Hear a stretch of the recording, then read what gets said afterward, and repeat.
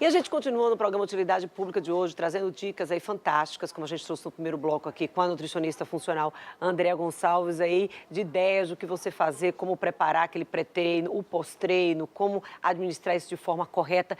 Tem alguma diferença de itens que você coloca, tanto no pré-treino quanto no pós-treino, para atividades como uma musculação, uma corrida curta ali, 3 quilômetros, 4, ou e atividades e a diferença entre esse pré-treino e esse pós-treino em atividades mais longas, como o triatlon, uma corrida meia maratona? Com certeza. Eu falo assim, para você, vou dar em dicas gerais. Você tem que se alimentar de alimentos sólidos no mínimo 2 horas antes dessa atividade, para dar tempo de você digerir e a sua digestão não atrapalhar o seu rendimento. Então, por exemplo, para uma meia maratona, a gente vai se alimentar 2 horas antes, vai fazer, por exemplo, um café da manhã com uma raiz e ovos, ok?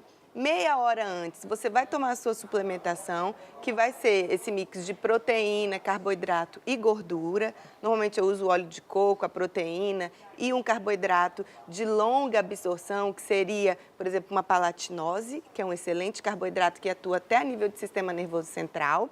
E aí, ao longo da corrida, a gente vai colocar alimentos. Então, normalmente eu uso gel de carboidrato, uso óleo de coco também ao longo da corrida, uso banana passa, uso também, agora venho usando azeitona.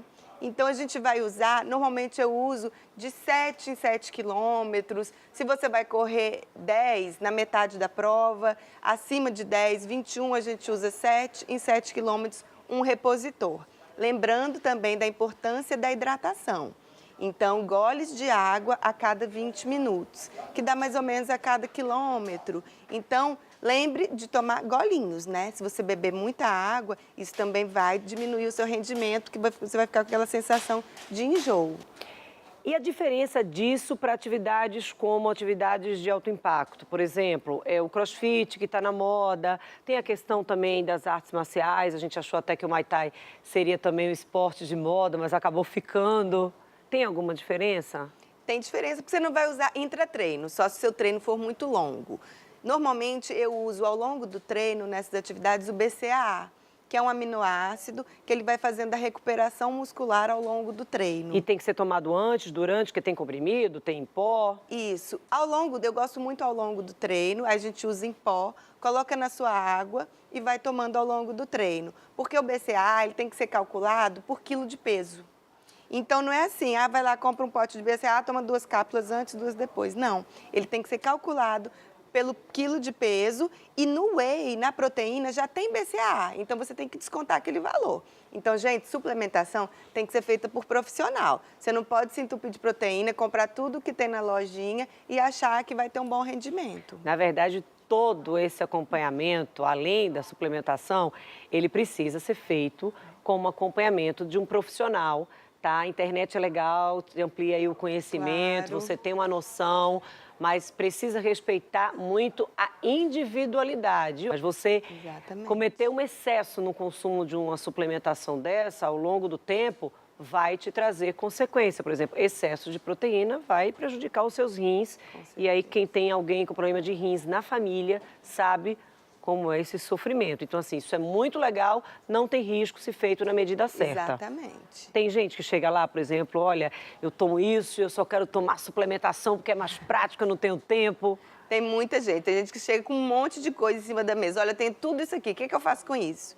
Aí a gente vai tentando encaixar, algumas coisas eu tiro, porque também tudo custa caro, né? Então eu tento usar tudo que o paciente tem em casa, mesmo que seja em momentos diferentes. Ó, isso aqui não dá para usar agora, vamos tirar, depois a gente tenta encaixar e a gente vai organizando. Mas cuidado, porque quando a gente chega na loja de suplementos, né, a gente vê aquele monte de coisa.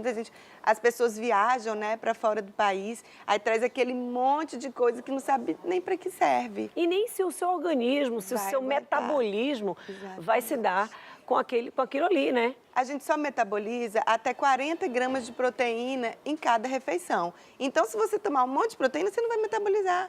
Você vai estar jogando fora, ela vai virar gordura porque não vai ser metabolizada. Tira, vai ser pela culatra. E ainda você vai gastar dinheiro à toa, né? Não, é perder, né? Porque vai estar ganhando gordura.